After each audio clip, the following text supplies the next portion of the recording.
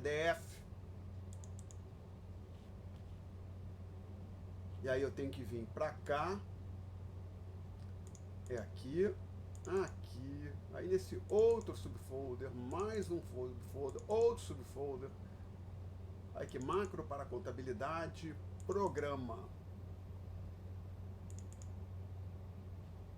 Aí a gente traz isso para cá. E vamos abrir o programa. Vou tentar botar aqui 200%. Ok. Vocês estão conseguindo ler, não estão? Alguém pode confirmar? Obrigado, Marcel, Maria, Aparecida. As pessoas que deram um ok. Ah, e antes que eu esqueça, gente, se em algum momento alguém for fazer perguntas, usar aquele recurso de levantar a mão e eu não falar nada, é que eu não vi. Aí, por favor, abre o microfone e se manifesta. Outra coisa, às vezes as pessoas colocam a pergunta no chat, mas eu não percebo. Desculpe, eu sou da velha guarda, acostumado a dar aula presencialmente. Então, eu não acostumei a olhar aqui para a tela e também olhar para o chat. Peço desculpas por isso. Então, se você levantar a mão e não te der atenção, se manifesta oralmente. Abre o microfone e fala. Se você colocar uma pergunta no chat e eu não falar nada, é porque eu não vi. Também peço que me interrompa para fala, pessoa, estou com uma dúvida. Então, nós estamos aqui para falar do curso de disciplina de macroeconomia 2024-1. Eu sou o Alexandre, meu nome completo é Alexandre Barros da Cunha. Vocês têm aqui o endereço do meu website, um endereço de e-mail também. Tem também dentro do meu website uma página do curso. Imagino que boa parte dos senhores já tenham olhado. O que tem lá? Não tem nada demais. Tem notas de aula. Depois, ao longo da discussão de hoje, a gente vai estar lá. Lista de exercício e outro tipo de material. Ou seja, material didático relacionado à disciplina. Alguma dúvida até aqui? Dito isso, eu vou fazer aqui um pequeno parênteses para lembrar aqui o seguinte. Pode não parecer, mas em algum momento eu fiz um treinamento de didática na minha vida. Foi um treinamento curto. Cheguei a fazer. Uma das poucas coisas que eu guardei daquele treinamento foi que os alunos me falaram o seguinte: às vezes o aluno fica intimidado, afastado do professor. Então, se na primeira aula o professor, além de falar o nome, fizer uma breve exposição sobre quem ele é, sobre a formação dele, talvez isso ajude a reduzir a distância, diminuir a timidez ou o receio que o aluno tem de interagir com o professor. Ok, talvez isso faça sentido. Então vamos lá, gente, para os senhores saberem. Como meu nome eu já falei, Alexandre, podem me chamar de Alexandre Barros da Cunha, podem me chamar de Alexandre, o nome completo, perdão, Alexandre Barros da Cunha. Vocês podem me chamar somente de Alexandre. Aí quando você assina artigos, seja um artigo que sai num jornal como o Globo, Folha de São Paulo, Valor Econômico, não necessariamente você vai botar Alexandre Barros da Cunha. Em alguma época eu botei só Alexandre Cunha, mas em algum momento apareceu um modelo, assim, o sujeito que tira foto, vê, para comercial de roupa, essas coisas, chamado Alexandre Cunha. E se alguém jogasse Alexandre Cunha no Google, aparecia as fotos de um cara bonito, de sunga, que não sou eu, né? Certamente é o pó. Então, deixa eu botar Alexandre B. Cunha, que Barros da Cunha também é muito longo. Então, deixa eu botar Alexandre B. Cunha. Então, normalmente, quando assino qualquer texto, eu me apresento como Alexandre B. Cunha. Eu sou economista, de graduação, mestrado e doutorado. Eu fiz graduação em economia na UERJ, me formei em 1990. Aí, logo em seguida, em 91, já estava fazendo mestrado na Fundação Getúlio Vargas, do Rio, economia também. Aí concluí o mestrado, fiquei uns 2 anos trabalhando e fui fazer doutorado em economia na Universidade de Minnesota, nos Estados Unidos. Lá, o curso de economia lá tinha bastante matemática, inclusive fiz bastante cadeira de matemática. E então também, inclusive no caminho para o doutorado de economia, eu obtive um grau de mestre em matemática, também de mestre em economia. Aí eu terminei o doutorado em 2001, voltei, fui professor do IBMEC por 10 anos, de setembro de 2001 a novembro de 2011. E estou na UFRJ desde janeiro de 2012. Já trabalhei, disso que eu falei, IBMEC, UFRJ, já trabalhei em vários lugares, fui recenseador do IBGE, trabalhei como estagiário, estava na graduação no SENAI, Serviço Nacional de Aprendizagem Industrial, trabalhei numa empresa de consultoria econômica como estagiário e depois como economista, fui monitor de ensino na UERJ, fui analista do Banco Central, economista da SEDAI. Antes de ir para o doutorado, dei aula na PUC, na Santa Úrsula. Na Universidade de Minnesota também cheguei a ser monitor, dar aula. Tá? E como falei, terminar o doutorado, fiquei 10 anos no IBMEC, 2001 até 2011, e estou na UFRJ desde 2012. E para quem tiver curiosidade, a minha área de pesquisa são, eu diria, aplicações de equilíbrio geral e teoria dos jogos a questões macroeconômicas. Tá? Eu já tive a idade dos senhores, sei que pode não parecer, mas eu já tive. E se em algum momento alguém quiser me procurar para conversar sobre questões relacionadas à trajetória profissional, questões acadêmicas, mestrado, doutorado, fica à vontade. Será um prazer ajudar na medida do possível, orientar. Tá? Lembrem que eu já tive essa idade, já tive os anseios, que tipo de emprego eu vou ter, qual é o melhor caminho a seguir. Por exemplo, se a pessoa tiver a sorte de ter 2 ofertas de estágio, aí pensa, será que eu devo pegar o estágio A ou o estágio B? Ou será que é melhor já procurar estágio no segundo período, ou deixar para procurar o estágio no 5º período, esse tipo de coisa? Fiquem à vontade para me procurar. Tá? Perguntas? Bom, então agora voltar ao nosso programa. O nosso objetivo, item: discutir questões básicas, ou seja, apresentar noções básicas sobre as principais variáveis macroeconômicas, renda, produto, aqui produto inclusive é PIB, tá? Inflação, desemprego, aquele tipo de coisa que a gente vê sendo discutido na imprensa, e sobre a determinação dessas variáveis, ou seja, o que faz o PIB crescer 2% no ano e cair 0,5% no outro ano, discutir esse tipo de coisa. Tá? Perguntas? Não? Então vamos lá. Bibliografia. Obrigatória. A gente vai utilizar esse livro-texto que a gente tem aquelas informações que ali estão. Tá? Opa! Só uma correção aqui. Que eu lembrei, essa pequena lista aqui talvez esteja incorreta. Deixa eu só conferir. 10, 11, 12, 13. O 12 está aqui. Eu atualizei a lista. 10, 11, 12, 13, 15, 16, 17, 20, 21, 22. Uau! Não, eu pensei que tivesse esquecido, não atualizei, que eu mudei um pouco o programa com relação ao semestre passado, que eu lecionei essa disciplina, mas tá certinho, é isso aqui mesmo, perdão. Deixa eu ver, 2024, 1, isso mesmo, tá? E aí a gente tem uma bibliografia complementar no website do curso, essencialmente eu recomendo, olha, pode ler os outros capítulos do livro. E para quem tiver interesse em mais de textos de economia, fora da página do curso, no meu website tem um local que eu listo textos complementares, vários textos de economia que podem interessar alguém. Eu gostei do curso, achei interessante, pode procurar lá no meu website. Então, nossa lista de tópicos. Tópicos que eu botei o número 0, a introdução, que não tem uma coisa baseada naquelas coisas que eu aprendi ao longo da minha vida como aluno e também como professor, o professor está sempre aprendendo. E aí, seguido de 11 tópicos, cada um corresponde a um desses capítulos aqui de cima. Contas nacionais é o capítulo 10. Não é exatamente não. Desculpa. Este aqui, ó, não tem um correspondente no Menkel. Isso aqui é um resumo do resumo de algo que eu achei em 2, 3 livros. Então aqui não tem, aqui vai ser só aula para esse tópico. Não tem no... Você não vai achar uma bibliografia. Na verdade, se for olhar a bibliografia que eu menciono, é muito mais complicado do que eu vou fazer em aula, tá? E aí os demais, para cada tópico, tem um capítulo correspondente lá em cima, tá? Perguntas?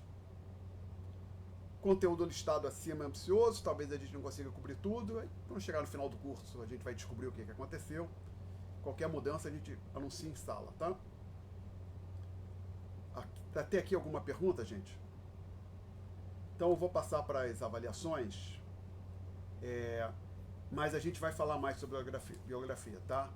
E já vou dizendo, se já tem alguém aí clicando na Amazon ou no outro canto, estante virtual para comprar o livro, não compra ainda, aguarda um pouquinho que a gente vai voltar a discutir esse material, a biografia. Vai ter uma discussão mais detalhada, provavelmente ainda nesta aula, Avaliações. Então, essencialmente, tem uma longa história. Aqui quer dizer o seguinte. X é a sua, vamos lá, X maiúsculo aqui é a sua média na disciplina. A gente tem duas provas, P1 e P2, e uma prova substitutiva, depois tem uma final, tá? Então, antes da final, tem essas provas aqui. Calcula a média com as duas maiores notas nessas três provas. Então, só para não haver dúvida, já vou depois. Isso aqui funciona como segunda chamada, mas é aberto para quem quiser tentar melhorar a nota. Por exemplo, a pessoa tirou 7 na primeira, 10 na segunda, quer tentar melhorar a nota, pode vir aqui. Se tirar, digamos, 4, não tem problema, o 4 vai ser descartado. Você tinha tirado 7 e 10, tinha a média 8,5, né? 17 dividido por 2, 8,5. Tinha a média 8,5. Se vier a fazer a terceira prova, tirar 4, vai continuar com 8,5, que o 4 vai ser descartado. Mas se eu fazer a terceira prova, tirar 9, o descarte vai ser do 7 que existia antes.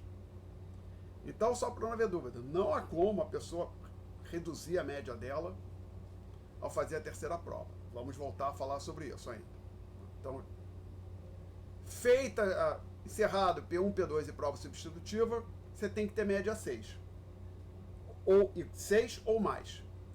Se tiver esse X1 aqui, X subscrito 1 é a média que você teve, ou seja, média das duas maiores notas das três provas.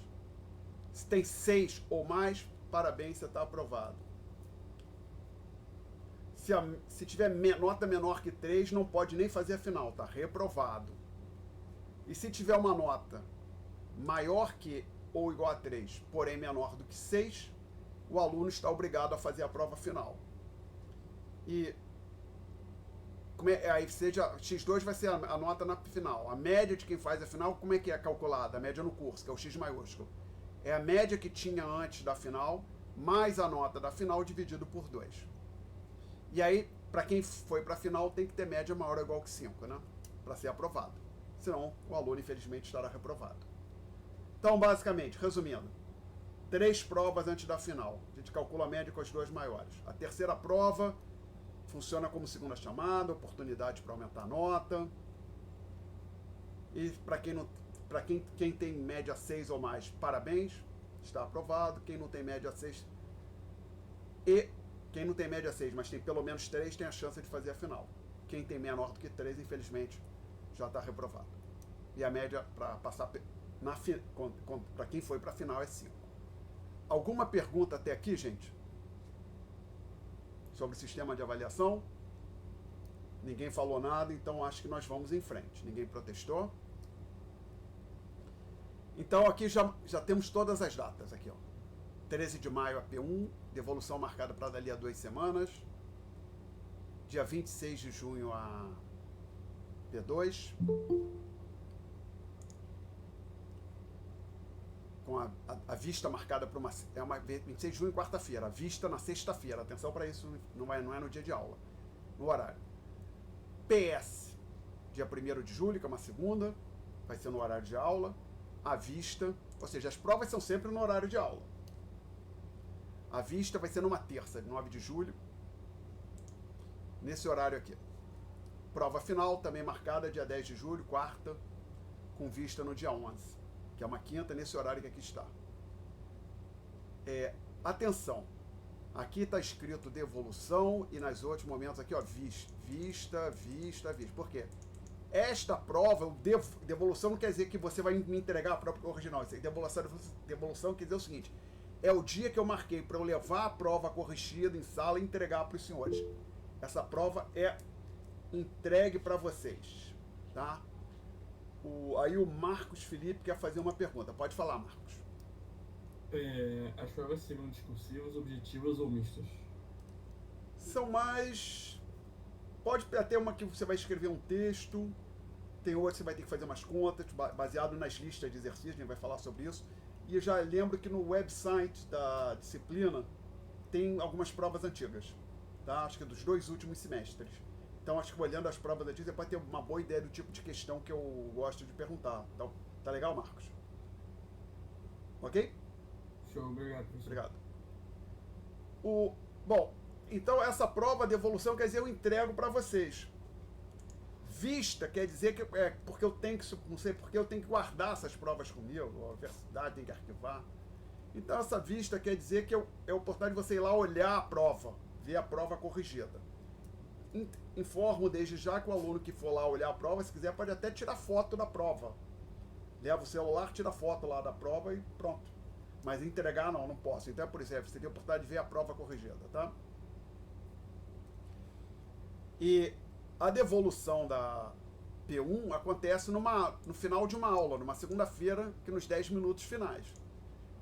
A P2, PS e PF, as vistas, não tem mais aula. Então, acontecem na sala 119 do Palácio Universitário, que é ali onde tem uma das salas ali onde tem um anfiteatro, quase do lado da diretoria do Instituto de Economia. Na verdade, do lado, tem uma sala, não é exatamente a primeira depois da diretoria, porque tem uma diretoria, acho que é a 117, tem a 118, a minha é a 119. É bem próxima à sala da direção do Instituto de Economia, ali no anfiteatro. Não é difícil achar. E é basicamente a sala que eu compartilho com alguns colegas ali na UFRJ. Tá?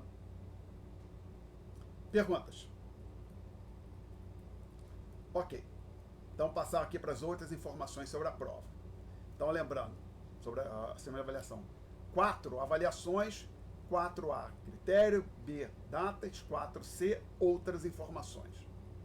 Assim que eu terminar de corrigir cada avaliação, eu divulgo as notas no website. Basicamente, pego minha planilha de Excel, apago os nomes, ordeno pelo DRE, gero um PDF, coloco o PDF no site.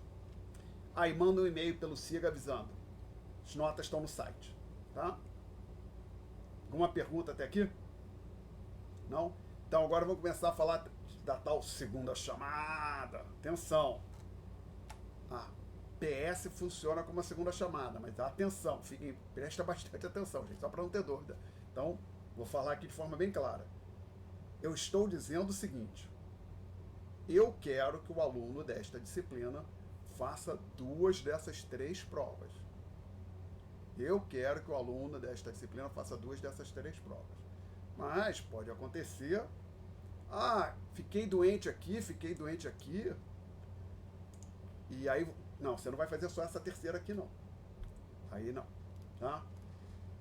Então vamos ver o que... E lembrando, para fazer essa prova, por exemplo, quem perdeu a P1, você não tem que ter atestado médico, nada, é só aparecer lá e fazer. Tá? Então vamos lá, o que eu escrevi aqui? Olhem bem como está escrito. O aluno que faltar somente a P1 ou somente a P2, ou seja, faltar somente uma das duas, deverá fazer a PS, é a segunda chamada para ele. Agora, mas eu faltei as duas. Quem faltar as duas não vai fazer a PS. Não. Ele vai ter que fazer 2 provas de reposição no dia e horário da PS. Então, faltou as duas, vai ter uma segunda chamada para P1, uma segunda chamada para P2 para você, não vai ser a PS, e além disso você vai ter que requerer junto à Secretaria da FAC, ou apresentar lá a petição, estava doente, ou sei lá o que aconteceu, e a FAC vai avaliar e me avisar, esse aluno aí tem direito a fazer a segunda chamada, tá? Eu acho um caminho ruim para a pessoa. Então, o que eu estou dizendo, veja bem, são de 3 provas, você tem que fazer 2. Bom, aí e lembrando, a presença na disciplina é obrigatória, mas eu não fico controlando presença. Então, o que na prática acontece é o seguinte, eu não faço chamada. Eu estou dizendo é o seguinte, o sistema de avaliação é tal que, das 3 datas que eu divulguei, de P1, P2 e PS, você tem que estar aqui 2 vezes. Aqui, estou dizendo, hoje é remota, né, perdão. Tem que estar na UFRJ para fazer a prova 2 vezes. Pô, não consegue? Tem que ser reprovado, meu modo de ver, né? Não. De 3 datas, você não conseguiu pegar dessas 3 datas, 2 para aparecer na universidade, fazer a prova e ter a nota necessária à aprovação? Lamento. Mas então, aí tem outro caminho. Não, fiquei doente, não sei o que, aconteceu alguma coisa, tem um caminho para seguir. Eu não acho que é um caminho muito bom para o aluno, mas pode ir lá seguir por esse caminho. Não recomendo esse caminho. E, para deixar claro, não tem segunda chamada para PS, porque ela já é uma prova de segunda chamada. Porque quando se alguém chegar... Não, fiquei doente na P1. Ia fazer EPS e fiquei doente. Eu faltei a P1, sei lá por que motivo. Aí quando chegou no dia da PS, eu tava doente, com Covid ou com alguma outra coisa, não pude me fazer a PS. Quero segunda chamada. Não, tem não. E não tem segunda chamada para prova final, dentre outros motivos, porque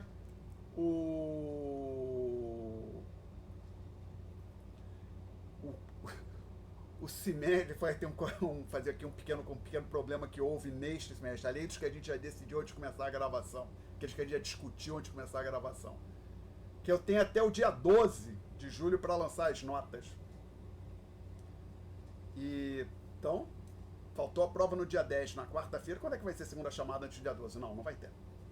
Então, dentro desse motivo, não tem nem prazo para ter segunda chamada da PF. Lembrando, eu aproveito para lembrar aqui o seguinte para os senhores, já que eu estou aqui nesse ponto, que normalmente o calendário da FRJ chega assim, a aula vai até 15 de dezembro, aí diz, o professor tem até 20 de dezembro para lançar as notas. Que quando dizem que, o semestre se encerra no dia 15 de dezembro, isso, normalmente 15 de dezembro seria um sábado, então você pode aplicar a prova até o dia 15 de dezembro, tese da aula até o dia 15 de dezembro. Aí se você aplicou uma prova no dia 15 de dezembro, você tem que ter um prazo, 2, 3, 4 dias para lançar as notas, né? Corrigir a prova e lançar as notas. Mas é evidente que o prazo para lançamento de notas tem que ser exatamente no mesmo dia, ou, o que faz mais sentido, posterior, depois do último dia que o professor tem para aplicar a prova ou lançar a nota, ou dar aula, né? Não sei por que cargas d'água, no calendário isso que eu estava falando sempre foi respeitado aqui na FRJ, no calendário que foi divulgado este ano, o semestre, supostamente se encerra dia 20 de julho, ou que está de lá, encerramento de semestre, 20 de julho, porém, prazo para lançamento de notas se encerra no dia 12 de julho. Então isso quer dizer o seguinte, eu tenho no máximo até 12 de julho, o semestre se encerra no dia 12 de julho. Porque se eu tenho até o dia 12 de julho para lançar, mas o que eu vou fazer de 12 a 20? Não. Podem depois conferir no calendário divulgado pela UFRJ. Ou então, até podemos abrir aqui, vocês podem ver. Vamos ver se eu estou confuso. Às vezes eu estou confuso, né? Às vezes posso estar mentindo para o aluno, né? Não posso? Mas não, eu não minto para o aluno. Eu quero clicar. Não, acho que melhor até aqui. Bater nesse aqui, isso.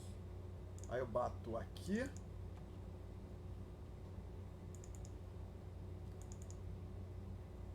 Calendário do SEG. Tá. Ok? Esse é o calendário que a UFRJ divulgou.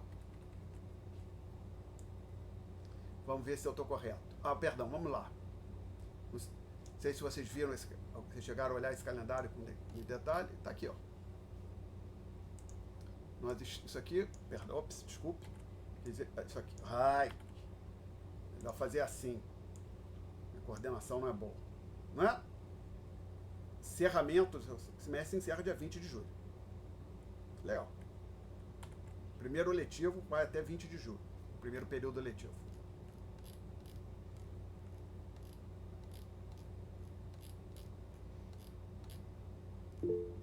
Só um minutinho, aí lá embaixo eles falam aqui o que eles chamam prazo para entrada de dados no SIGA.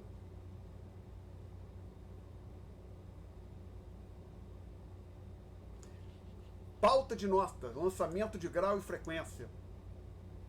Olha aqui, se encerra dia 12. Então assim, eu tenho até o dia 12 para lançar as notas. Já vi que alguém acho que fez uma pergunta. Tá? Deixa eu olhar aqui o Google Meet. Eu vi alguma coisa, apitou, alguém fez pergunta. Marcel, fala, Marcel. Você quer fazer pergunta? Não sei, levantou a mão, mas... Tem alguém querendo fazer pergunta? Não? Então, fechar isso aqui. Ok. Não tem segunda chamada. Importante. A PS e a PF vão cobrir toda a matéria do curso, tá? P1 e P2 parcial. P1 que a gente deu até a P1 que a gente deu até a P1, na aula que antecedeu a P1, Matéria da P2, o que a gente cobriu entre a P1 e a P2, mais ou menos metade da matéria em cada prova. A prova substitutiva e a prova final cobrem toda a matéria do curso.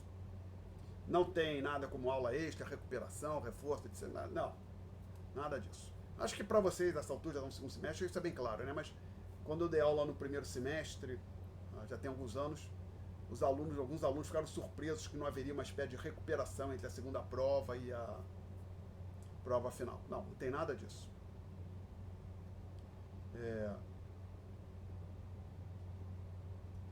Eu estou vendo ali no chat, se o Guiguei está com dificuldade com o microfone, se quiser botar a pergunta no chat, eu tento responder. Tá? Aí se não conseguir, se for muito longa a pergunta, tá, para digitar, me procura, eu não conseguir falar hoje, vou botar no chat, me procura na próxima aula.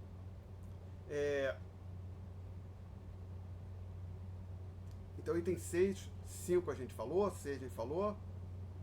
6. É permitido quem fez P1 e P2 tentar fazer a PS para aumentar a sua nota. Não tem como a nota cair. Adicionalmente, se você fez P1 e P2 e tem, por exemplo, média 5, eu recomendo fortemente que você venha fazer a PS para tentar se livrar da final.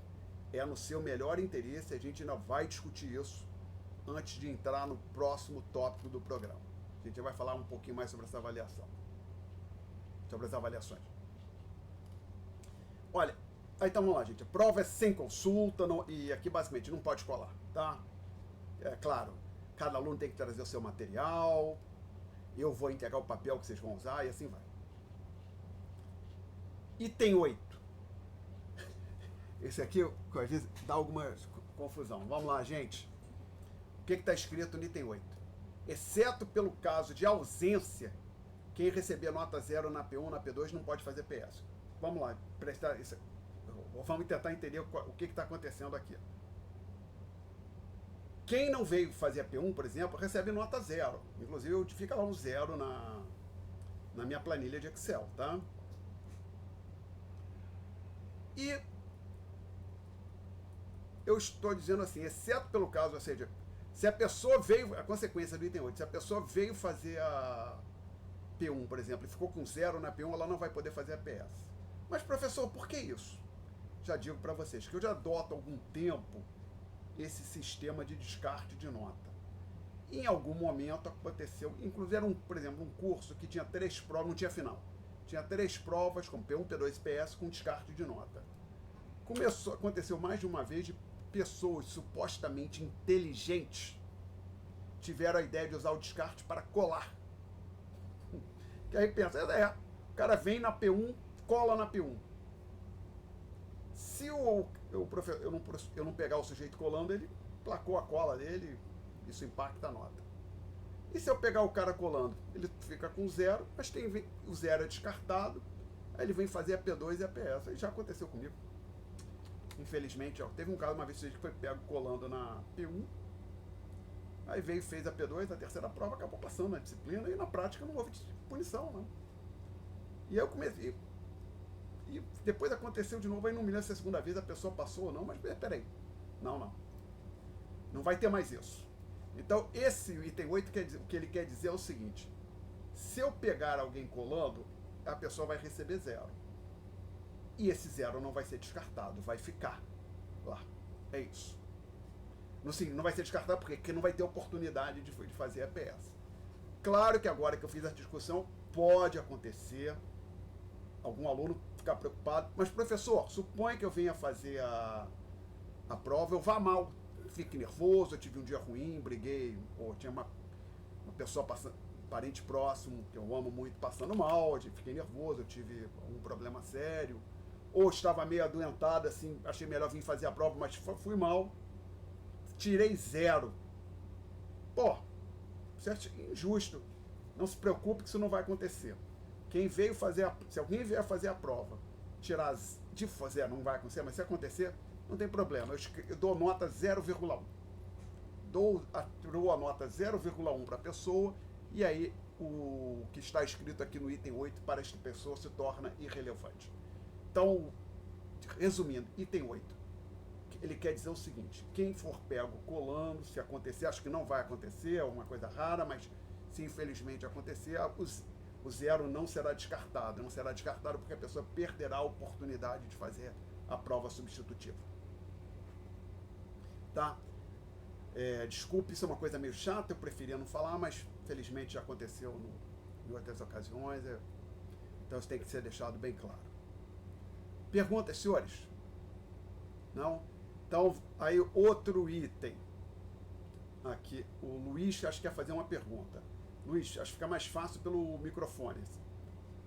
Você não vai digitar, se você não consegue abrir o microfone ou está sem microfone, digita em algum momento, eu tento responder. Boa tarde, professor. O senhor me escuta? Tô escutando, pode falar. Uma questão é que eu já tinha montado a grade, porém houve um imprevisto aqui com relação ao meu trabalho e eu não vou conseguir basicamente estar presente durante as aulas. Talvez eu consiga estar durante as provas ou trabalhos, mas durante as aulas não por conta do trabalho. O senhor cobra presença, correto? Não, preste atenção. Não, eu não faço chamada em sala. Você tem que estar presente, basicamente, você vai ter que se virar para fazer as provas e ter a nota. É isso, tá? Para presença, então, nas aulas o senhor não cobra nesse caso? Eu não controlo presença, mas presença é obrigatória. Qualquer ônus que acontecer por conta do aluno não ter vindo à aula é problema do aluno, tá? Foi claro, Luiz? Se você veio fazer as provas e tem a nota lá que tem que ter, parabéns, tá aprovado. Okay? Tá, excelente então, professor. Okay. Muito obrigado. Nada. Dito isso, voltar aqui para o item 9. Aí eu falo sobre devolução e vista de prova, quer dizer, aquilo que eu já falei, a P1 eu vou devolver para os alunos, as demais provas vocês ter acesso à vista, é naquele dia horário marcado, gente, não tem segunda chamada disso, que senão não acaba nunca. Pode pedir revisão, mas tem que apresentar por escrito ali no dia e hora marcado para devolução, naquele momento ali, tá? Qualquer problema referente a registro de nota, você tem que me avisar, quanto antes melhor, tá? Que pode acontecer, na sua prova tá marcado lá em cima nota 8 e na minha planilha de notas, que é aquela que eu divulguei no site, está nota 5. Então você tem que me avisar imediatamente para que a correção seja feita, tá? Mais uma coisa, vem aqui buscar a sua prova, aqui não, lá no FRJ, que essa aula é remota, né? Não veio, prova é descartada. Eu não fico guardando as provas da de eterno. Professor, aquela prova que você devolveu há um mês eu queria pegar. Não, esquece isso. Cada um pega a sua prova, tá? Casos excepcionais, o aluno que não vier, pode talvez me mandar um e-mail antes da devolução e pedir, por favor, entrega para algum colega. Aí eu entrego, tá? Mas tem que me pedir por e-mail, porque inclusive tem, só para entender, não posso, já fiz no passado, mas me dei conta que não é de bom grado fazer. Por quê? Pelo que eu entendo, hoje é regra da universidade, eu já fazia isso há muito tempo, mas acho que não pode o professor divulgar as notas de um aluno para os outros, eu acho. Estou correto ou estou inventando? O que vocês acham disso? Como assim? Eu não entendi. Eu acho que eu não posso, em vez de pegar minha planilha de nota com o nome dos alunos e botar na internet ou pregar na minha porta lá no Palácio Universitário. Acho que eu não posso. Já fizeram isso, mas os alunos não gostam. Eu acho que eu não posso fazer, né? Acho que, então, assim, por exemplo, tanto que quando eu divulgo, já fazia bem antes de ter essa regra. Mas parece que hoje tem a regra, que você não deve divulgar a relação de notas, as notas com o nome do aluno do lado, né? Se a gente divulga pelo DRE, não é isso? É o que eu faço. Isso. Então, mas veja bem. Então, temos essa regra. Se no ato que eu for devolver a prova, eu estou com a prova assim do aluno A não está, aí vira um colega, até bem intencionado, diz, não, professor, me entrega a prova dele que eu levo para ele. Eu estaria violando aquela determinação e eu entregar para o aluno B a prova do aluno A, que por um motivo qualquer não veio buscar a prova, não está no dia da devolução, eu estaria violando aquela exigência de manter a nota do aluno em sigilo, né? Tá claro isso? Ou estou inventando? O que você acha, Marcos? Eu não posso confirmar, professor, mas... Eu acho que se tem a regra de manter o sigilo, eu não posso devolver a prova de quem não veio para quem para um outro aluno, a menos que o aluno que não veio me peça antes, tá? Então basicamente, o aluno tem que vir aqui, tem que vir à aula buscar a prova dele. Se ele não puder, tem que antes da aula tentar ir com alguma quanto uma hora de antecedência melhor, mandar um e-mail dizendo: por favor, entrega minha prova para o fulano, ou até para mandar, entrega para qualquer colega que pedir, aí tudo bem, o aluno está me autorizando a fazer isso, mas sem autorização acho que eu não devo fazer não, tá? No outro dia eu me dei conta disso, então acabou, não faço mais a entrega de prova do aluno A para o aluno B, tá? Perguntas, senhores? Ok. O item 10, que basicamente esse programa vem tudo dos semestres anteriores, eu faço uma pequena alteração. Item 10, senhores, entrou aqui agora. Vocês estão no segundo semestre, né? Vocês tiveram um problema com disponibilidade de sala no final do semestre passado? Aconteceu com alguma da turma dos senhores? Ou com algum aluno? Teve problema com isso? Alguém teve? Ninguém teve ou ninguém falou nada? Então, vamos dizer, aconteceu comigo. Então, assim, particularmente, isso acontece com mais frequência, pelo que eu lembro, no segundo semestre. Chega dezembro, um prédio X lá no Praia Vermelha, onde você ia aplicar a prova, tá fechado. Onde você chega lá para aplicar a prova, tá fechado. Pô, foi mal, hein? Não. Aí, o semestre passado, o que aconteceu? Numa outra disciplina que eu leciono, no dia que eu ia aplicar a última prova, não sei se talvez o Marcos comentou que vamos lá, a pergunta da Giovana. Não, Giovana não tem monitor. O Marcos fez aqui uma pergunta agora. Não, um comentário. Já houve caso do professor modificar a prova para online, adiar ou algo do gênero. Talvez o professor tenha passado para online por conta de problema de disponibilidade de sala. Vou contar então o que aconteceu comigo semestre passado. Numa outra disciplina que eu leciono, não foi essa macro para contabilidade, mas numa outra disciplina que eu lecionava ano passado, no dia da última prova, a prova era à noite, tá? A disciplina era segunda e quarta à noite, na aula. No meio da tarde, um aluno mandou um e-mail: professor, a nossa sala não está disponível, mas nós estamos aqui esperando o senhor na outra sala, do lado.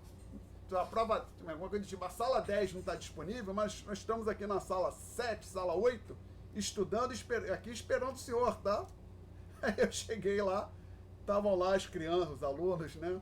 Na sala que o aluno tinha botado no e-mail, e a sala lá onde eu deveria aplicar a prova, que era o chamado o aulário lá, o container, estava fechado. Não sei o que aconteceu, não me lembro, mas eu acho que fecharam o segundo andar do container e eu tive que aplicar a prova no primeiro. Foi uma coisa desse tipo. Isso para uma disciplina, que não foi esta aqui. Além disso, eu estava lecionando esta disciplina, esta mesma turma. Aí de novo ia ter alguma coisa ia acontecer lá com o aulário, que ia fechar, não me lembro o que aconteceu. Aí um dos diretores lá do Instituto de Economia mandou um e-mail para todos os professores: olha, quem vai aplicar a prova hoje ou amanhã, por favor, me avisa que tem um problema lá, tal lugar está fechado. A fala que a gente providencia uma sala aqui no Palácio Universitário. Aí eu escrevi: fulano, vou aplicar essa prova, me consegue uma sala? Pode usar a sala tal. Aí no dia, antes de ir lá para a universidade, eu peguei uns papéis, escrevi: prova final de macroeconomia na sala tal do Palácio Universitário. Botei uns 4 avisos, cheguei lá no FRJ com... Não é aquela fita mais grossa, que parece durex, mas fita de embalagem, né? Parece durex, só que é mais larga, né? E levei uma tesoura também, né? Aí cheguei lá, nas portas do aulário, cortei o durex, peguei um aviso em cada porta do aulário lá dos containers. Prova de macroeconomia na sala tal. Tinha mandado um e-mail pelo SIGA também, que o SIGA não é muito confiável, às vezes sai do ar, né, como vocês sabem. Aí fui lá, apliquei a minha provinha final lá para 5, 6 alunos na sala que o colega lá na economia, o diretor, tinha conseguido para mim. Bom, evidentemente, gente, que a chance desse tipo de coisa dar um problema sério, né, é muito grande, porque até assim, não é para acontecer, mas se acontecer alguma coisa impedir a realização da P1, que é no meio do semestre, tem uma solução evidente. você remarca e aplica, por exemplo, na semana seguinte. A prova era dia 10, alguma coisa aconteceu, por exemplo, estourou um cano, a sala estava inundada e você não pôde aplicar a prova, você remarca a prova para o dia 17. Mas essas provas no fim de semestre é complicado, né? Por exemplo, você está com uma prova marcada dia 12, o semestre encerra, você tem até o dia 15 para lançar nota, como é que você vai remarcar essa prova? Não. Então, eu já decidi. Se acontecer, não vai acontecer, mas espero que não. Mas se acontecer de eu não conseguir aplicar, por exemplo, suponha que o colega do diretor do Instituto de Economia que me mandou um e-mail dizendo, olha, tá com problema, tal lugar vai estar fechado, precisa de sala, fala com a gente. Ele não tivesse mandado esse e-mail, a prova final de contabilidade do semestre, para macro para contabilidade, semestre passado eu não teria aplicado no dia e hora marcado. Então isso é uma coisa séria, né? Então, eu já estou dizendo que o que é possível acontecer de não conseguir aplicar a prova, por razões que fogem ao meu controle, a gente vai calcular a nota com as provas que foram feitas, tá? Então, vamos dizer, suponha que eu não consiga aplicar a prova final. Então, já estou dizendo, o que provavelmente vai acontecer é que o que foi a nota da PS vai virar também nota da prova final, tá? Mas então, não quero fazer isso, não é o tipo, não é assim que eu trabalho, mas tenho também que tomar as providências. Sei que tem que surgir esse potencial problema, já aconteceu o semestre passado, já aconteceu em outras ocasiões comigo, e até eu lembrei agora o comentário do Marcos. Teve um semestre que era o Instituto de Psicologia, que o semestre foi até janeiro, chegou em o semestre ia até janeiro, então eu aplicava uma prova no final de dezembro e uma prova em janeiro. Cheguei lá em dezembro para dar uma aula, antes não era nem aplicar a prova, cheguei lá para dar aula, o Instituto de Psicologia fechado, pô. Ah, não. Então, no mesmo dia, os alunos, vocês sabem, não teve aula, porque a sala estava fechada, e com relação à prova, a prova vai ser online, remota. Pô, o que eu vou fazer? Tá? Então, o aluno está fazendo o curso, a gente tem que conseguir lançar, tem nota, né?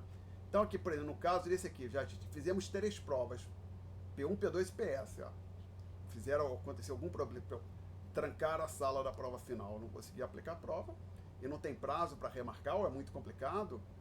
Aí, a solução no momento que eu tenho é essa. Espero que a gente não recorra a isso, mas já tem uma previsão aqui. Tá? Perguntas, senhores? Não temos nenhuma pergunta no momento? Então, vou fazer aqui rápido comentário agora, sair do programa, encerramos, falta o item 5, que a gente já volta para ele. Mas vamos falar aqui um pouco mais sobre a avaliação, isso é uma coisa importante, é evidente, né? O aluno faz a prova, faz a disciplina para ter... Ele quer ser aprovado, evidentemente, né? Essa é a ideia. Então, a avaliação é uma parte importante de qualquer disciplina que você fizer, o sistema de avaliação. Então, vamos lá, gente. Lembrando, vamos prestar atenção que isso é importante. Conhece alguém que já teve aula comigo? Pode ir lá conversar com esse colega e confirmar. Eu não minto para o aluno, tá? Então, lembrando, até aqui calcula a média com a maior as 2 maiores das 3 notas. Então, observe o seguinte, a pessoa veio aqui, tirou 10, tirou 8, está com média 9. Aí, se ela não veio fazer EPS, na minha planilha de Excel fica 0. Até para... Não estou inventando, não. Podem ter certeza disso. O que acontece é o seguinte, minha planilha de Excel no começo do mês, todo mundo está com 0 em todas as provas. À medida que as provas vão acontecendo, eu vou apagando o 0 e lançando a nota do aluno, tá? Aí o aluno tirou 8, eu escrevo 8 e apaga-se o 0, tá? Então, o aluno não fez a PS, ele fica com 0 na PS. Qual é a média desse aluno? 9. E qual era a média que ele tinha antes da PS? 9. Qual é a média dele na PS? Após a PS? 9. Aí, se o aluno vier aqui tirar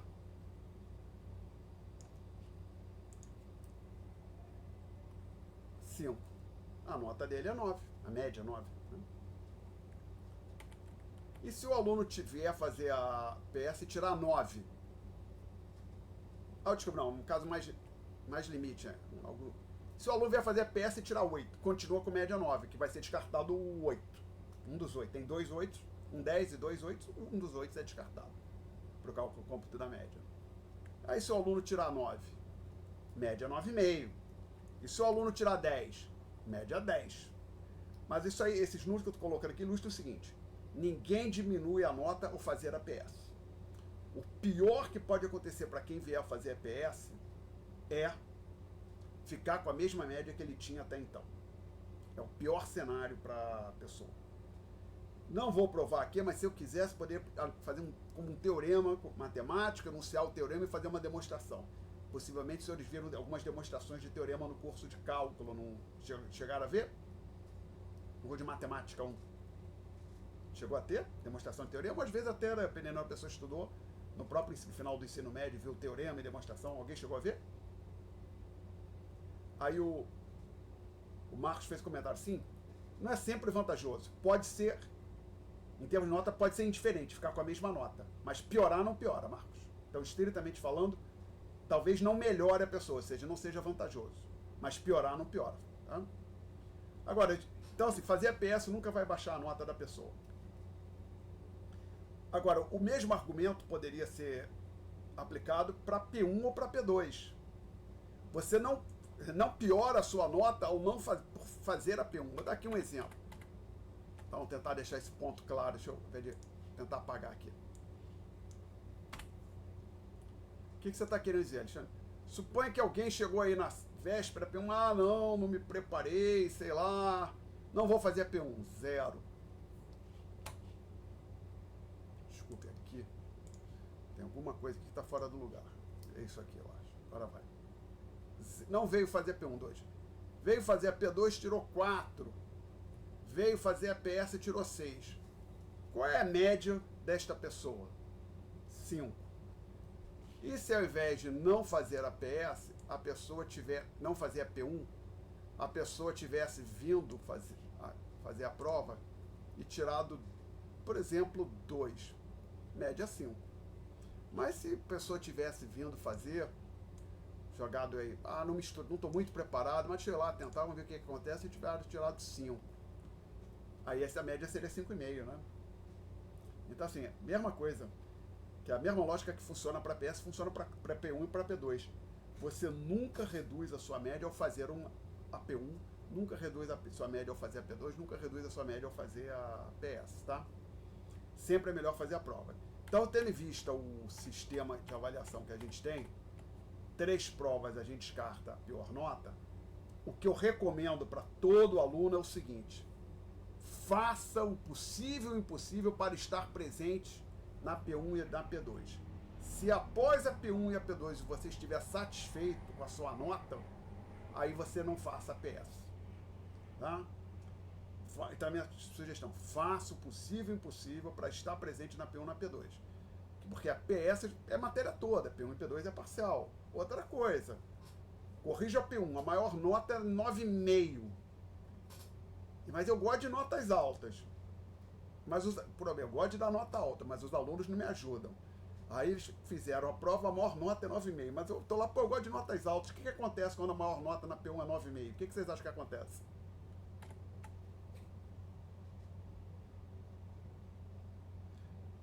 Vou contar para vocês, hein? Eu converto 9,5 em 10 e todos os outros alunos ganham meio ponto. Mas na PS não. PS não, a maior nota é 7, vou dar 3 para todo mundo? Não. Tem isso não. Tá? Então esse meio pontinho, porque a maior nota foi 9,5, acontece na P1 e na P2. Na PS não acontece, tá? Então, mais um motivo para fazer a P1 e a P2. Alguma pergunta até aqui, gente? Alguma dúvida? E só para eu ter certeza, ainda tem aluno aí, eu estou falando sozinho. Uma das coisas meio ruins da aula online é que de repente você não sabe se está falando sozinho. Temos. Obrigado, Marcos. Marcos Felipe. Ok. Então, vamos continuar a discussão. Agora, eu falei aqui no programa em algum momento que, deixa eu ver se eu acho aqui, eu estava me referindo a este ponto aqui, ó. não fazer a PS é fortemente recomendado. Para o aluno fez a P1 a P2, não tem média 6. Eu recomendo, venha fazer a PS, tá? Vou ilustrar aqui com os números. Depois vou dar mais um motivo para a pessoa vir fazer. Perdão, cadê o meu mouse? Tá aqui.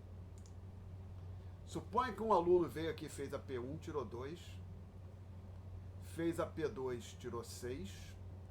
Então ele está com média 4, né? Aí ele não faz a PS, fica com a média 4. Ele precisa tirar 6 na prova final, né? Não é?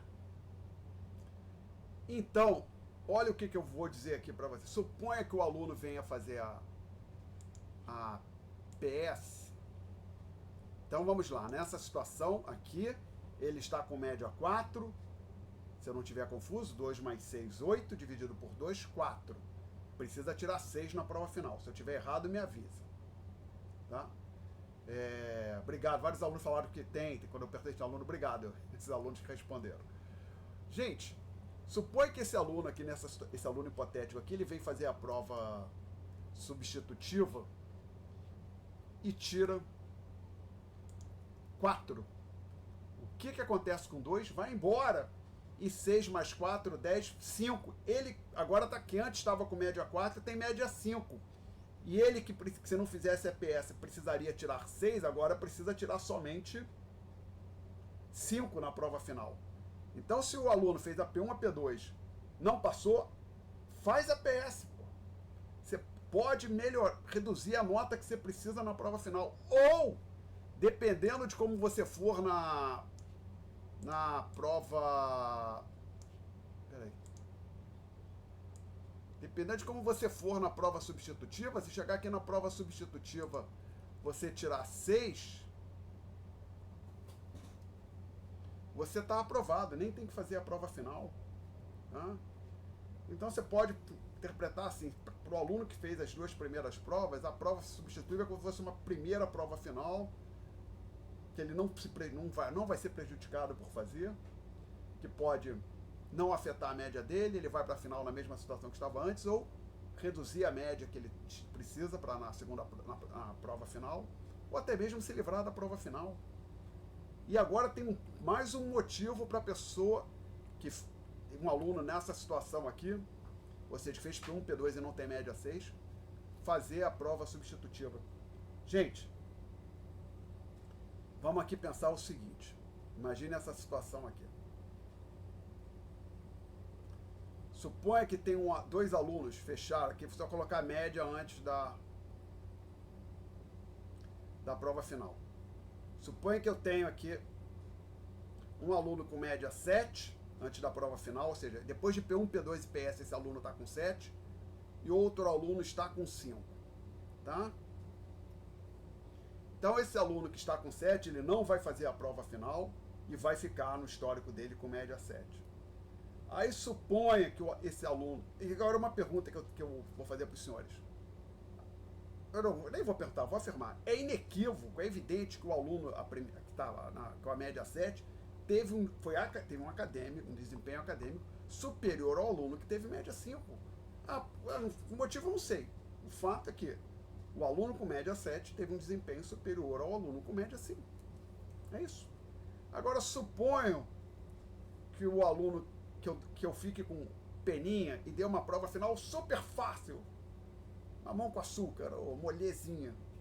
Aí esse aluno aqui fica com 10. E deixa eu marcar. Então, isso é o que vai para o histórico daquele aluno que não faz final. Esse aqui estava com 5, a prova foi molezinha, que o tio Alexandre é um cara muito legal. E aí qual é a média que esse aluno vai ter? 7,5. E observe que a única coisa que vai para o histórico são essas médias finais. Não fica um histórico, um comentário lá no histórico. Média por prova, após fazer a prova. Não tem nada disso. Então, se alguém pegar o histórico dos 2 alunos e olhar, nesse exemplo hipotético que eu estou dando aqui, vai pensar que este camarada aqui teve um desempenho melhor que o do outro. Mas isso não é verdade. Não é verdade. Porque o outro não precisou fazer a prova final, gente. Então, o problema que cria com esse sistema de prova final é que, se a prova final for muito fácil, pode dar margem a distorções desse tipo. Então, já estou avisando aqui, a prova final é difícil o suficiente para que esse tipo de coisa que eu ilustrei aqui no canto do quadro, aqui embaixo à direita, não aconteça. Não. Prova final não é molezinha, é difícil. Tá? A prova final é consideravelmente, estou dizendo aqui para a prova final é consideravelmente mais difícil que a prova substitutiva. Bom, mas aí alguém pode chegar então e falar, mas peraí, Alexandre, tem o mesmo problema aqui na P1, P2 e PS. Por exemplo, suponha que você tem aqui, deixa eu apagar isso aqui. Estou batendo aqui, acho que é mais fácil apagar direto. Não, é essa aqui que é a borracha verdadeira, é essa aqui.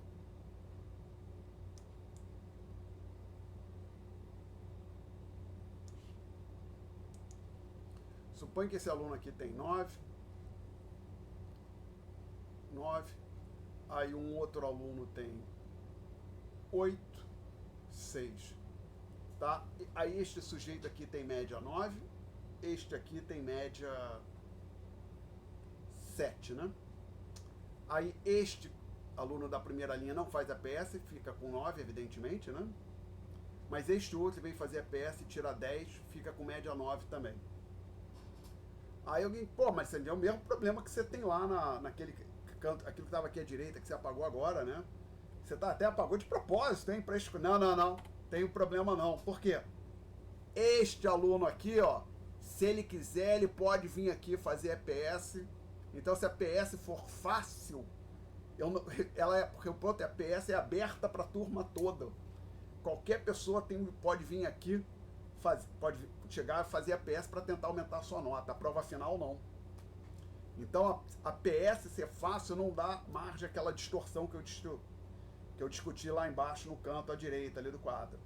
Então, resumindo, a prova final é, por motivos diversos, inclusive esse que a gente acabou de discutir, consideravelmente mais difícil que a prova substitutiva. Ou seja, esta prova é mais difícil do que esta. Mais um motivo, então, para aquele aluno que estava na situação que acabei de apagar, 2, 6, venha fazer a PS para tentar melhorar a nota dele ou até se livrar da prova final. Perguntas até aqui, gente? Não. Então, vamos continuar, voltar para o programa. Fala, Gustavo. Eu acabei entrando depois. Tipo assim, o senhor passou 3 notas, correto? Depois o senhor vai dividir por 3. Aí. Gustavo, sugiro que depois, se der, vai para o YouTube, dá uma olhada no vídeo. É a maior vai estar no YouTube. É a maior das 3 notas. As 2 maiores de 3, tá? Descarta a pior nota.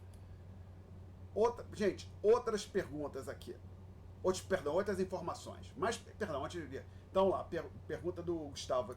Aí, Gustavo, quando você chegou depois, dá uma olhada no vídeo. Isso está explicado lá. Isso vai para o YouTube. Outras informações. Presença e pontualidade são obrigatórias nas aulas e demais atividades dessa disciplina. Foi uma pergunta que o Luiz tinha feito. O aluno tem que vir à aula, claro. Mas você vai fazer chamada? Não vou fazer chamada, mas o aluno tem que vir à aula. Ok? Está disponível no website do curso um conjunto de notas de aula. O aluno precisa trazer esse material para as aulas. Então, eu mandei no e-mail junto com o programa as notas de aula para o tópico 0. Para cada um dos outros tópicos já está lá o material disponível no website, tá?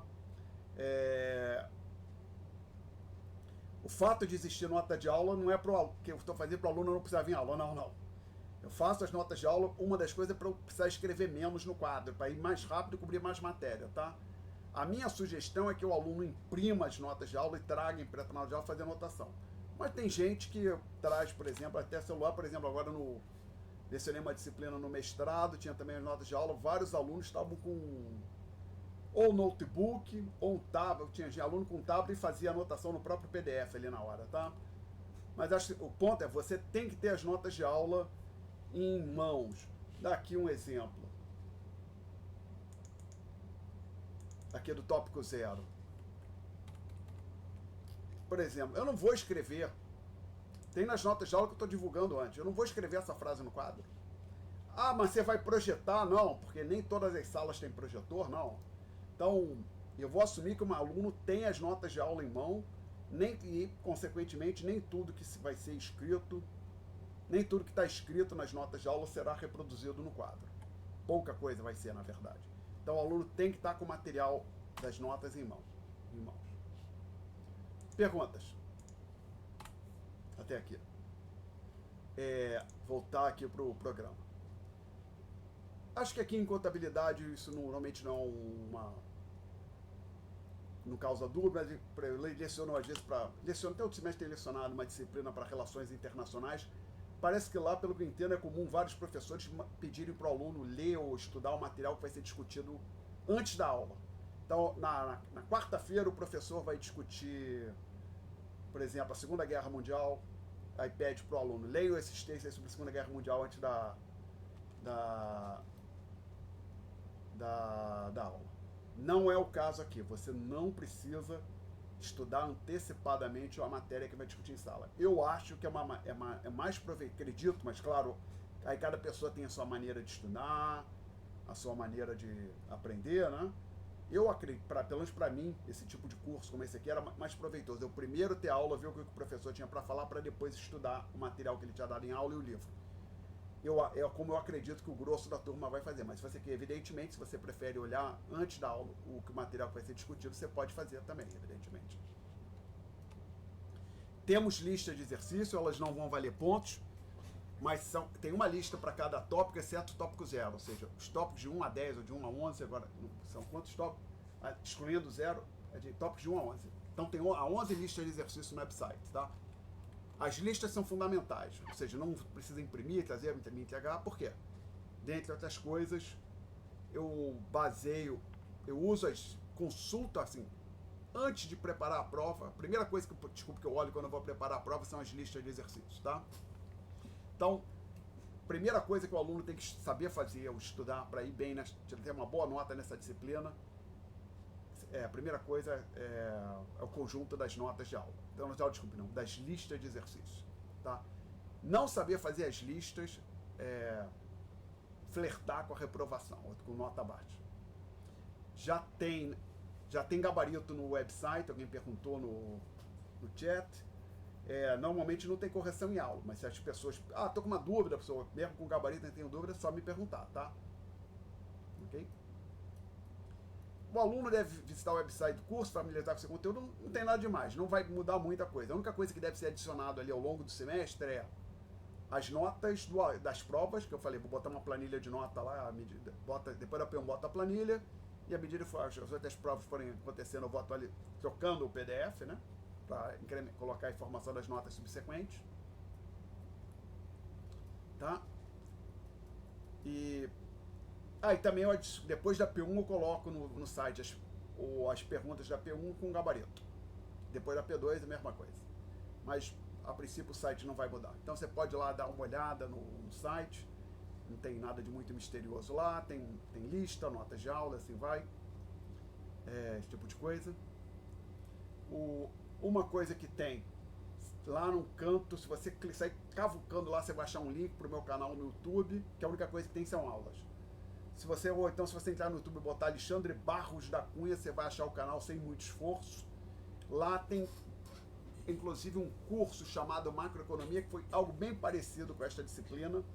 Conteúdo bem parecido, mesmo livro-texto, mas não necessariamente exatamente os mesmos capítulos, que pode ser útil para você, tá?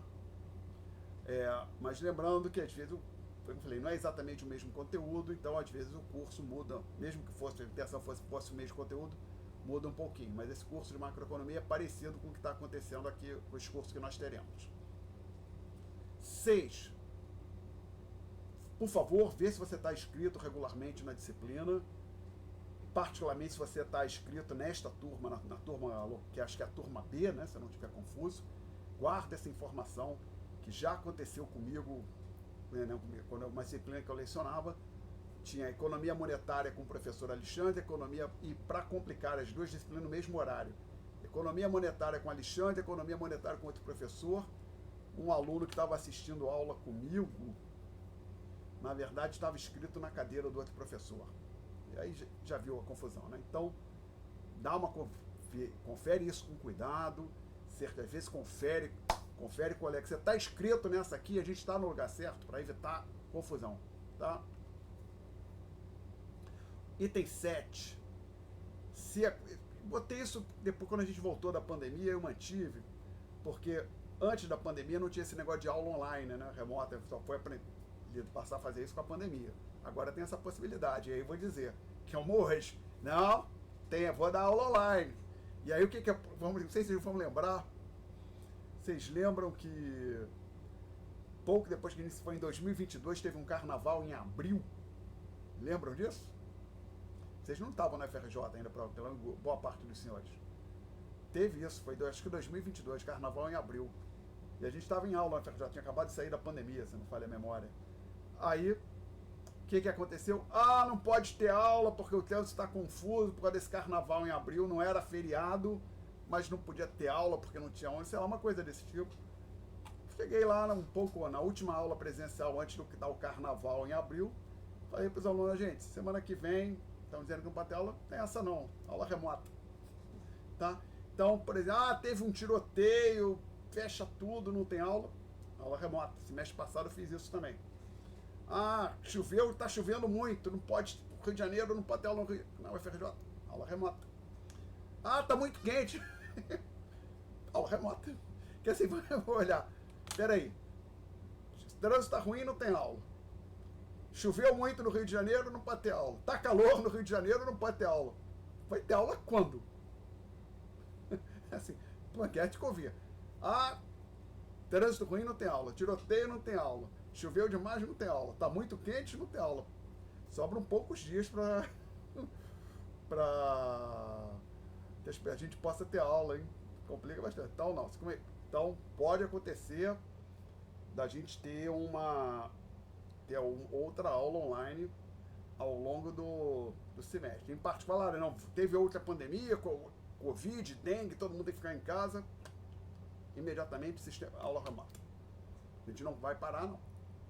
Outra coisa que eu lembrei que está acontecendo agora, que pode causar problema, é greve dos servidores, né? Os professores da UFRJ não têm greve, mas os servidores estão em greve. Se começar as salas estão disponíveis, ok, aula remota. Ok? Pergunta, gente? Não? Ok. Então, depois de aproximadamente uma hora não, mais de uma hora, né? Foi 14h50 a hora de meter aula, mas demoramos um pouco a discutir. Então, aproximadamente 1h10 falando deste glorioso programa, a gente encerrou a discussão dele, do programa propriamente dito. Antes de eu falar de outras coisas, alguém quer falar do programa? Fazer uma pergunta, tirar dúvida? Não? Então, eu vou fechar o programa. E lembre, eu tinha dito até, vamos falar mais do livro. Não quero salvar. Então, isso aqui acho que no momento não é muito útil, vou fechar também. Então, só um minutinho aqui. Aí clica aqui no meu website. Vamos falar do livro. Clica graduação em contabilidade, macroeconomia, bibliografia. Então, como eu falei, não compre o livro ainda, tá? Então vamos lá, gente. Nós iremos discutir os capítulos ali listados deste livro aqui, que está identificado aqui, é o mesmo que aparece no programa. Inclusive aqui tem o ISBN 13. Para quem conhece, o ISBN 13 é um código, como se fosse o código de barcode, um número que identifica o livro de forma única. Então, se você for comprar, aí minha sugestão é que tente comprar exatamente este aqui. Porém, o que acontece? Este é um livro escrito originalmente em inglês, o Menkel é um autor, é um professor de uma universidade americana, de Harvard. Tem várias edições, aí nem todas foram traduzidas para o português, pelo que eu sei. Há edições, várias edições em inglês. E aí eu vou dizer, se você consegue ler inglês, é melhor pegar a versão em inglês, tá? Melhor. Inclusive, eu vou dizer, inglês é importante. Se você tiver a opção de um livro-texto em português ou em inglês, por exemplo, ao mesmo valor, pelo mesmo preço, pega o inglês, que é melhor. Tá? Então, senhores, e de novo, aqui também tem o ISBN, que é o identificador único do livro.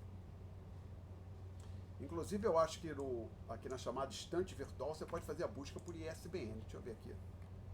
Estante virtual. Na Amazon pode. Não sei se a autora, acho que pode também. Autora, título, descrição. Não tem o campo, mas ó. Vamos ver o que vai acontecer aqui.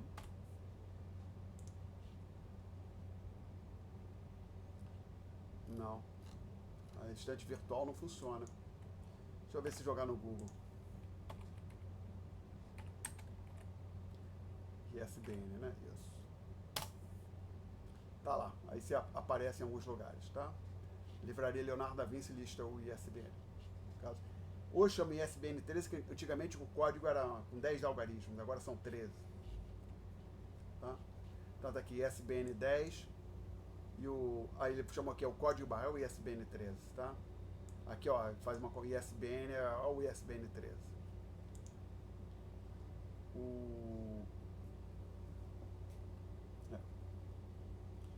Bom, dito isso,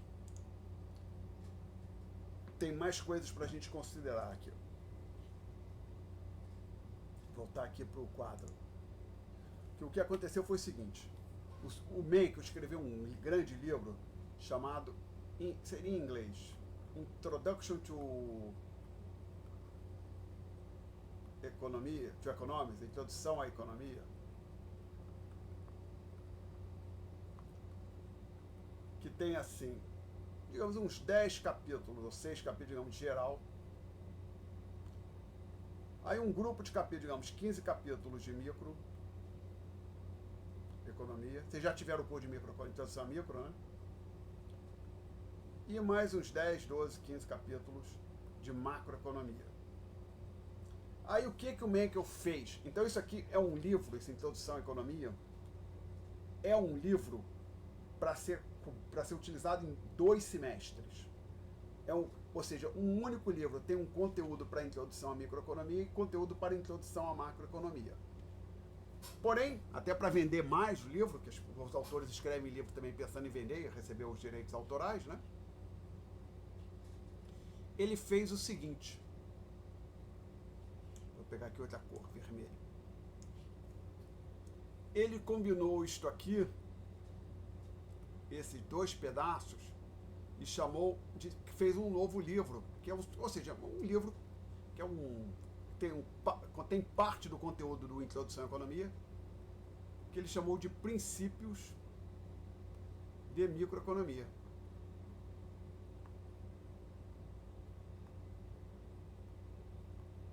Além disso, vou botar em preto, ele pegou isto aqui, combinou com este outro aqui, um par de macro, chamou de Princípios de Macroeconomia, tá? Então suponha que você tem um livro de Introdução à Economia do Mencken. Se você tem uma Introdução à Economia, que é o maior, você tem tudo que tem aqui em Princípios de Macroeconomia. Princípios de Macroeconomia para a gente não serve. O que serve, você precisa de Princípios de Macroeconomia ou Introdução à Economia. Se você for comprar, quer pagar um pouco mais barato, compra só Princípios de Macro, tá? Para complicar, agora, isso foi bem, cuidado, você tem que comprar Princípios de Macroeconomia. Ele tem um livro, o Mencken tem um livro chamado Macroeconomia.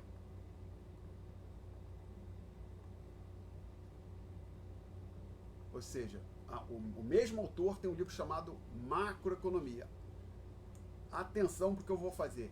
Este aqui não serve para os senhores. Deixa eu até fazer em verde, que eu vou fazer no outro que eu tinha escrito em vermelho. Não compra isto aqui para este curso, porque não serve. Ah, mas é do mesmo autor. É outro livro, não serve. Este aqui também não serve. E tem um outro que eu não sei se existe ainda, que é, em algumas raras ocasiões, algumas universidades oferecem um curso de introdução à economia só de um semestre. Ao invés de ter um semestre de micro, um semestre de macro, de introdução, tem um curso só que dá um pouco de micro e um pouco de macro. Aí o que o Menkel fez? Ele fez um outro livro, um quarto, então já temos esse, 1, 2, 3. Ele fez um quarto livro que pega isto aqui, um pedaço disso e um pedaço disso. Este outro livro, se ainda está sendo publicado, eu não sei dizer, se chamava, pelo menos, Economia.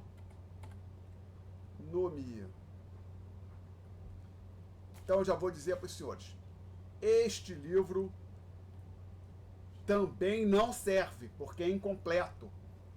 Muito provavelmente, quer dizer, não tenho 100% certeza, mas muito provavelmente algum dos capítulos que a gente vai cobrir não estão no dito livro. Então este aqui não serve. Ou seja, você precisa de introdução à economia ou princípios de macroeconomia, se for em inglês, Introduction to Economics or Principles of Macroeconomics, do Menkel. Então, assim, além das várias versões do livro, tem a questão das várias edições. Aí eu vou dizer, exceto pelas listas de exercício, mas as listas de exercício, me lembro ali na hora que eu estiver quase interrompendo a gravação, quase encerrando a aula, por favor, me lembrem para falar das listas de exercício, tá? A gente vai voltar a falar das listas de exercício, ok?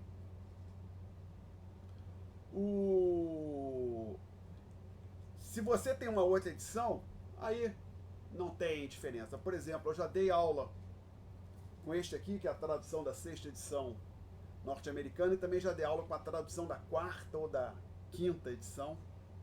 Mesma coisa. A diferença é mínima. Bom, dito tudo isso, como é que o aluno pode saber, sem confusão, qual é o livro que eu tenho? Por exemplo, professor, tem aqui o meu irmão mais velho, ou o meu primo, ou um amigo que por acaso está fazendo economia na FRJ, na PUC ou na Rural, e ele tinha lá um livro do Menkel, ele deixou aqui, me emprestou para dar uma olhada. Compara o título dos capítulos. Se você não vai comprar, aqui, título em português, você precisa desses aqui, ó. Título em inglês está aqui, que eu peguei aí da 8ª edição. Mas o da 7ª edição eu não olhei. Da 8ª edição em inglês eu olhei também, e é esse que eu estou falando aqui, tá? Então é isso, você precisa do Introdução à Economia ou Princípios de Macroeconomia do Menkel em português ou inglês. Tem a questão dos exercícios que nós vamos falar já já. Que esse ponto é, de uma edição para outra muda muito pouco. O que os caras sempre mudam são os exercícios. Por quê? Porque eles sabem que os professores, a editora sabe que os professores muitas vezes dão os gabaritos, dão resposta para os alunos, os gabaritos. Então a maneira de impedir que o aluno, ou forçar o aluno a comprar a última edição que o professor está usando, é trocar os exercícios, entendeu? Às vezes, então, de uma edição para outra, o livro não muda nada, muito pouco, mas os caras, por que eles fazem os exercícios? Trocam a ordem nos exercícios. Mudam o número, tem uma questão numérica, então eles mudam, então, ao invés do PIB num ano crescer 5%, cresce 2%, coisa desse tipo. E mais à frente nós vamos falar dos exercícios, tá? Alguém quer fazer uma pergunta sobre o livro? Não? Eu tenho agora uma outra informação sobre o livro. Vamos ver se ainda está funcionando. Eu lembrei agora há pouco, desculpa, eu não lembro, deveria ter lembrado antes da aula, mas o fato é que eu não lembrei, perdão por isso.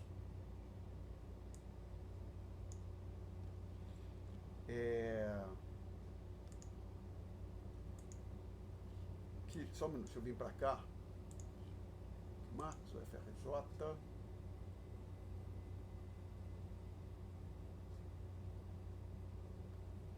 Intranet. Vocês têm acesso a uma intranet do FRJ, no caso, com esse layout aqui? Tem, né? Inclusive, eu posso entrar no Siga direto, indo para uma página do próprio Siga, ou eu entro na intranet e vou para o Siga. Então tá. Então tô nessa, então eu vou logar. Só vim para cá para não expor aí no vídeo o meu login, essas coisas. No meu caso eu coloco CPF, talvez se eles coloquem DRE, né?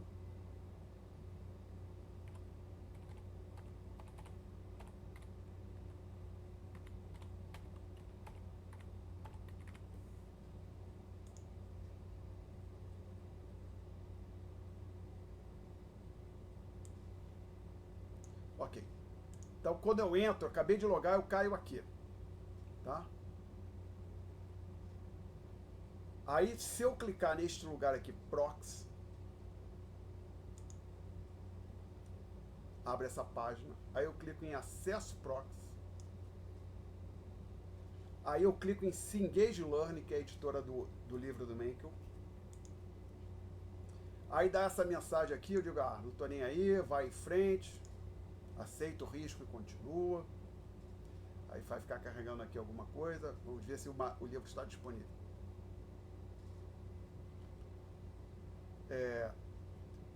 Aceita os cookies.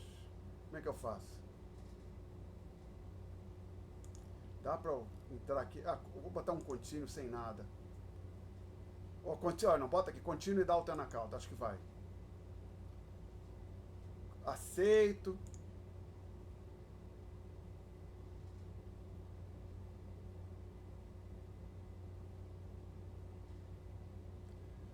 Vou ter que aceitar, vou aceitar o estágio dos cookies.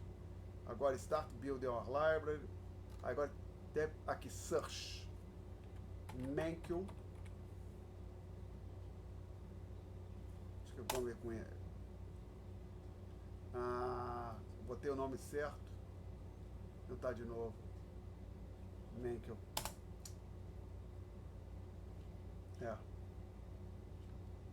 Então, voltar para cá. Shortcuts, Literature, Philosophy, Stories, Social Science, Math and Science. Vamos ver aqui. Social Economics é uma Social Science. Tá. Menkel.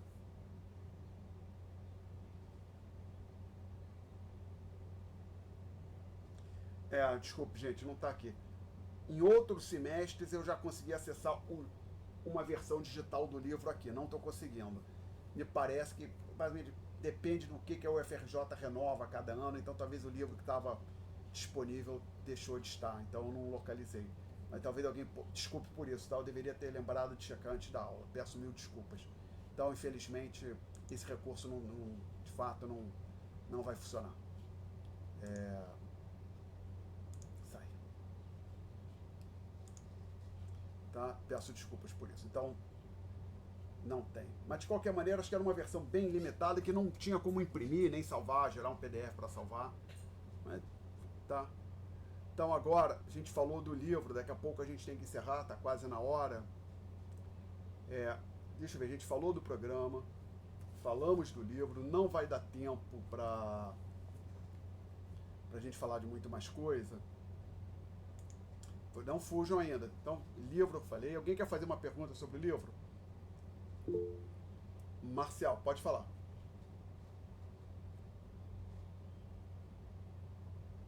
Eu não estou ouvindo. Acho que seu microfone não está bom, Marcelo. Talvez você queira tentar botar no chat a pergunta, tá?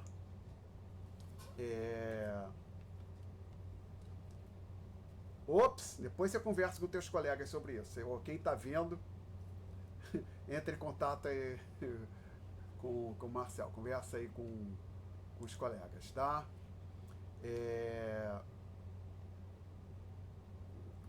Eu comprei o meu livro direitinho.